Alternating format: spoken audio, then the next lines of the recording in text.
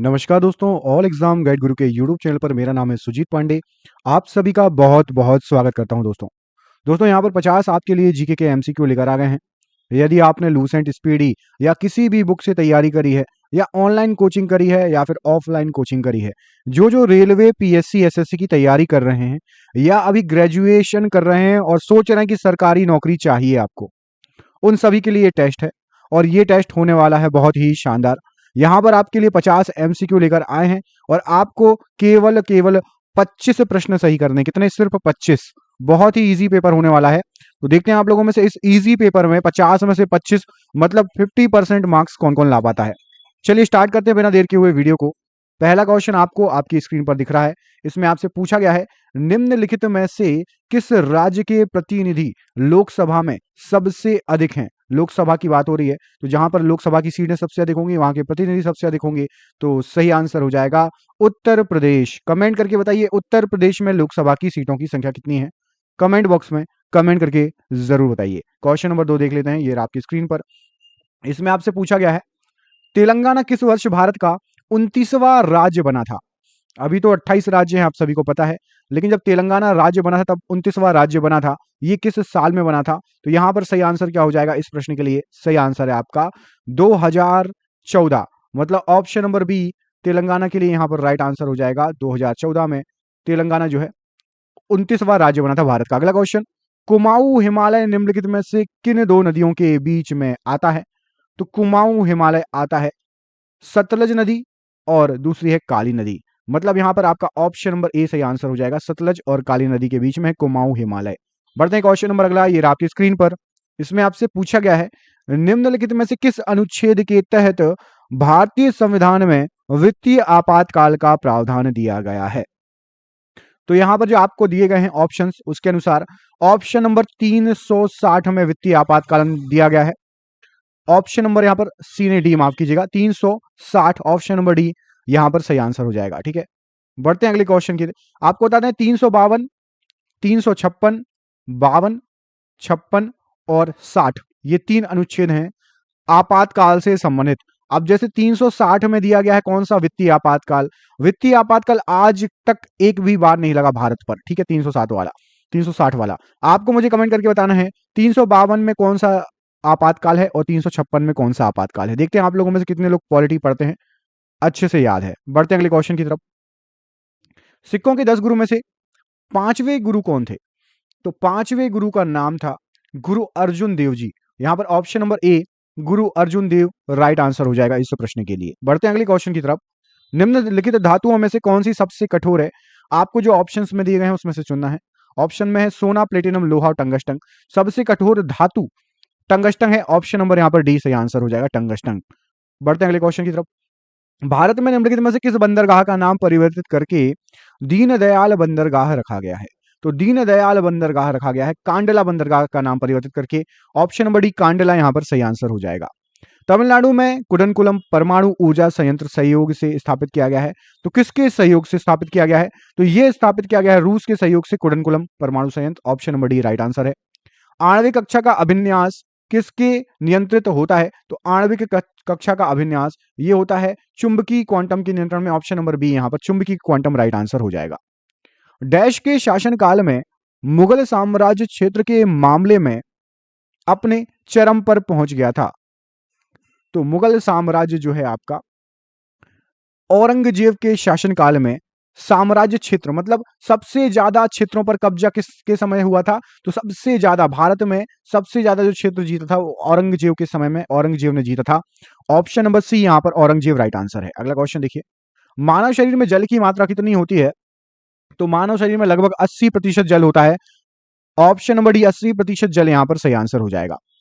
महात्मा गांधी और मोहम्मद अली जिन्ना दोनों के गुरु कौन थे? तो महात्मा गांधी और मोहम्मद अली जिन्ना इन दोनों के गुरु जो थे गोपाल कृष्ण गोखले जी थे। Option number C Gopal Krishna Gokhale ji right answer है। एक शाकाहारी को अपने शरीर के लिए आवश्यक फास्फोरस कहां से मिल सकता है?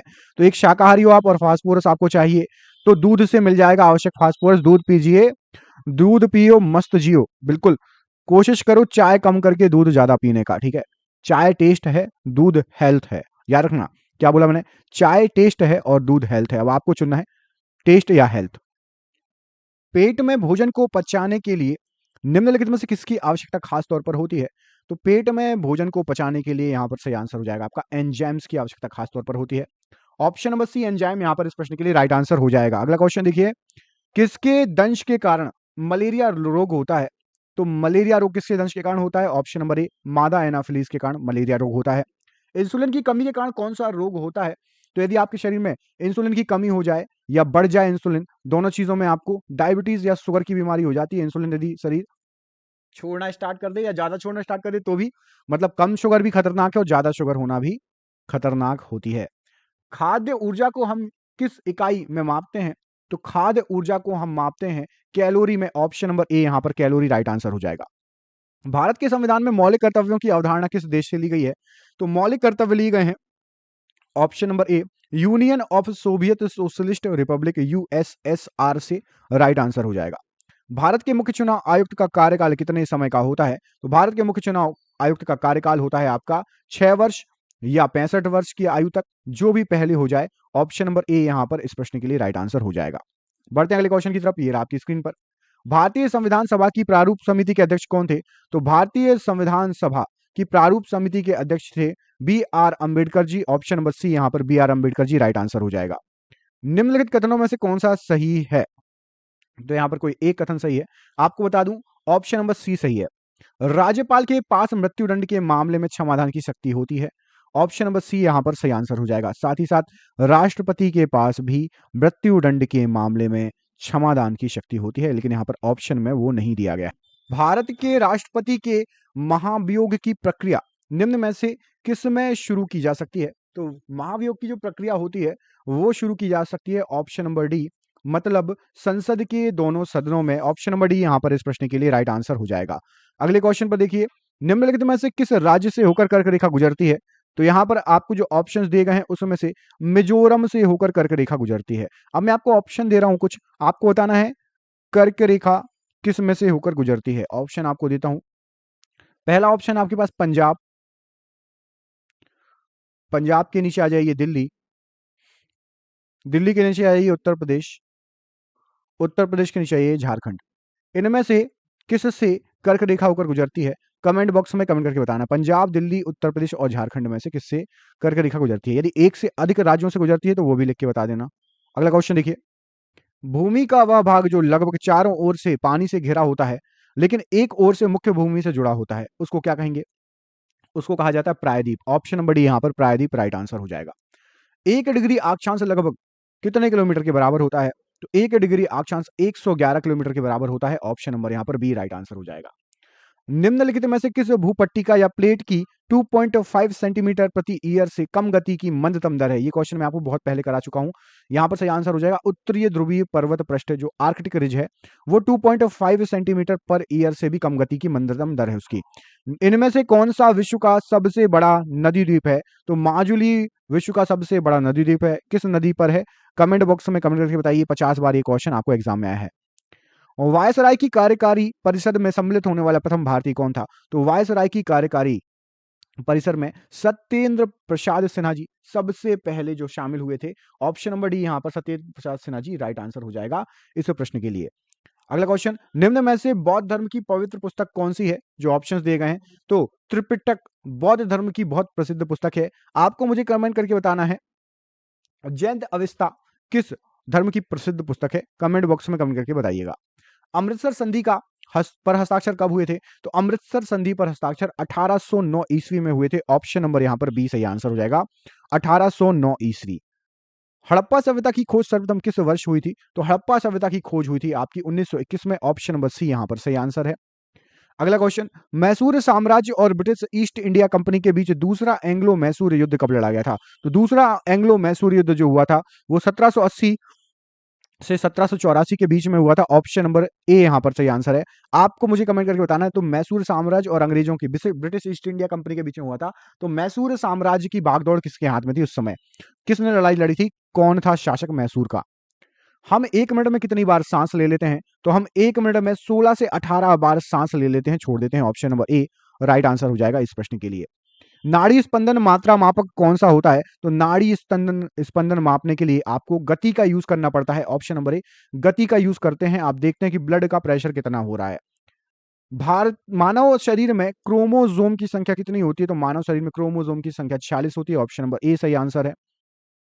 अगले क्वेश्चन पूछा गया है, प्रकाश संश्लेषण में पौधे कौन सी गैस का अवशोषण करते हैं? तो प्रकाश संश्लेषण में पौधे जो हैं वो करते हैं आपका कार्बन डाइऑक्साइड का अवशोषण और ऑक्सीजन को छोड़ते हैं, आप सभी को पता है। निम्नलिखित में से मलेरिया रोग होने के लिए कारक सूक्ष्मजीव कौन सा है? तो मलेरिया रोग होने के लिए कारक सूक्ष्मजीव आपका प्रोटोजुआ है।